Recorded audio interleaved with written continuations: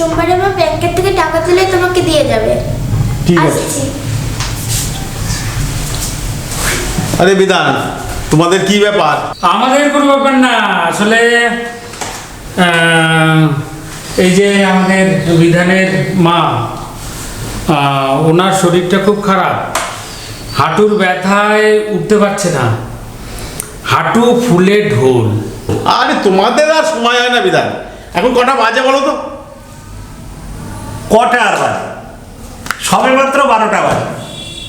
আসলে আমার তো অনেক সমস্যা দাদা। তোমার বৌমা হাই প্রেশার, থাইরয়েড হাই। আমি বাড়ি ঢুকলাম আর মা অমনি বলছে ব্যথা ব্যথা ব্যথা।